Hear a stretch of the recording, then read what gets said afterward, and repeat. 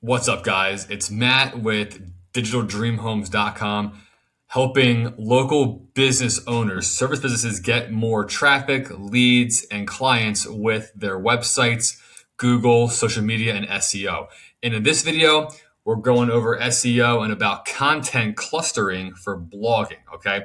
And bear with me, guys. I'll be going on rants here in this video. I trying to explain this the best way I can and show you guys what I'm talking about here.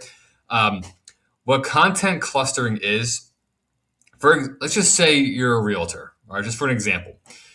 You have a website, you have a blog, and you make a blog post about, buying a home. Then you make one about selling a home. Then you make one about local restaurants. Then you make one about local events, right?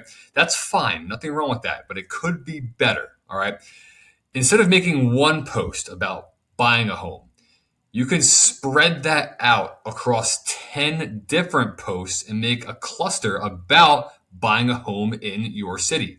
And again, the cluster, it doesn't mean you're making the same blog post over and over again. All right, that would be bad. All right, what you want to do is find little subcategories within that topic. So how can I write about buying a home in a certain area?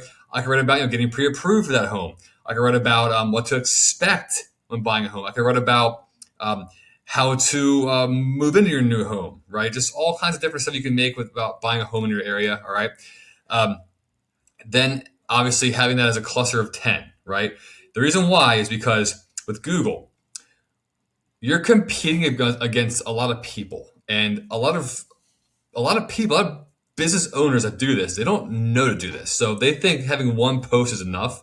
Well, if you have a bunch of topics about that topic, right? Like subtopics about that one cluster, right? Google sees you as a bigger authority because you're writing about it more.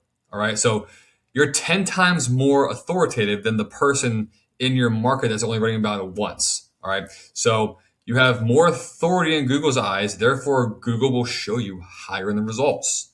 All right. Again, but this takes time, guys. All right. And skill. All right. Now that's the first step. All right.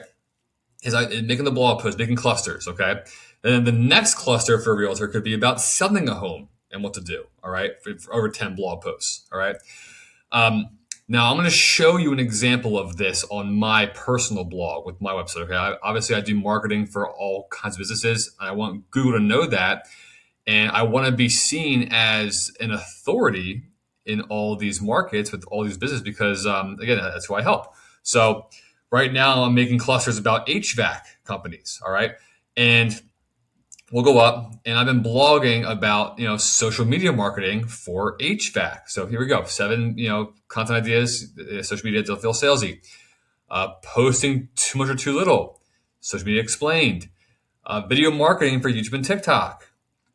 Instagram marketing, Facebook marketing, social media platforms, right? So you see how this is all a content cluster. They're all about the same thing, but they're all a little different, right? Going into different areas of it, okay?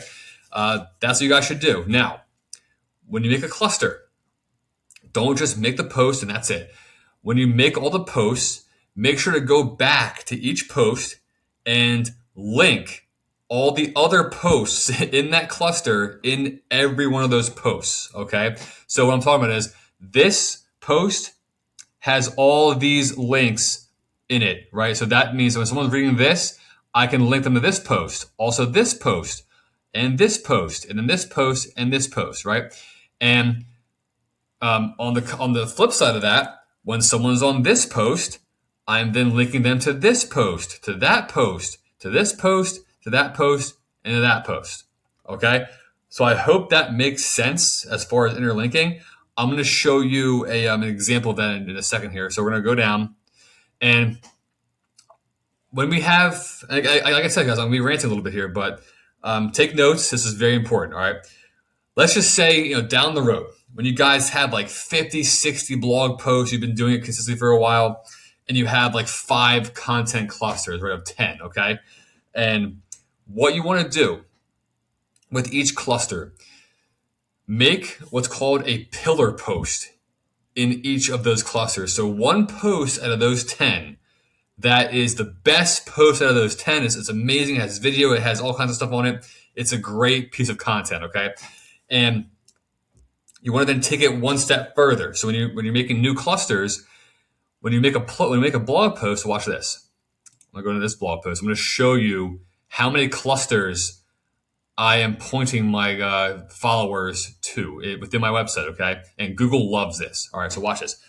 Again, this one has video on it. And this is just a regular blog post, guys. This is not a pillar post, but it has I'm going to show you examples of all my pillar posts. Okay, so we're going to go in here.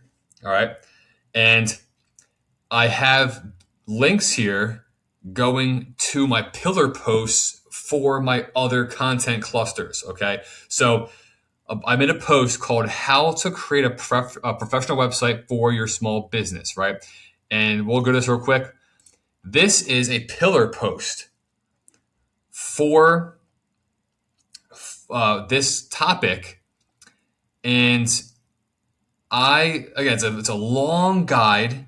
And I also have all these other links in this topic. Okay, so what I did was, just from having this blog post linked to this post, I'm now linking this to this entire cluster. So now I'm getting a lot more traffic, or Google can see that I'm doing this. It's interlinking, right, with 10 other posts right there. Okay, so this post can send traffic to 10 other blog posts just from one link. All right, next one.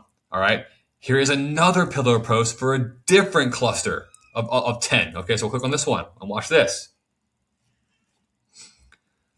What is a listicle and why your website needs one? All right, there's the video. All right, and again, this post, again, look at this. Again, this is going to the other cluster too. So now you see how it's starting to kind of like break down into other clusters. It's one post goes to 10. This post goes to another 10, and it's just like a whole web within your website, okay? And again, you can do it contextually, have it within the text here, all right? Here are my other links here. And you can also have them at the end of your page listed just like this, okay? So now Google can see that, it crawls your site, and it follows all these links. And as you can see, you can get people deep into your website this way, all right? Just by having one pillar post, and that pillar post has links to every other post within that cluster, and also your other pillar posts for other clusters. So this one page can send people to about 70 different posts on my website. And Google loves it when it has like a big interlinking structure like that, okay? Like a big web in your site, okay? Just linking people back and forth. And again, on the contrary, when people go to the other posts within the cluster, so let's go to this random one right here. Ready? Watch this. Again, you guys know the blog structure, the videos, all that good stuff, right? It has links, again, to my pillar posts. Look at this, all right? So so again, no matter where they go, you can lead people deep into your website and to great content. And obviously the goal is to have them read that content and then reach out to you directly so you can help them with what you're writing about. All right, here's all that stuff, guys, all right? So I know I went on a little tangent there. I hope you guys understand this. If you guys need help with this, just comment below, give me a follow, email me, text me, call me. I'll be happy to walk you guys through this personally and see and help your interlinking strategy on your websites to get you guys more clients in SEO. All right, guys, I'll see you in the next one. Thank you so much for watching me. Have a good day.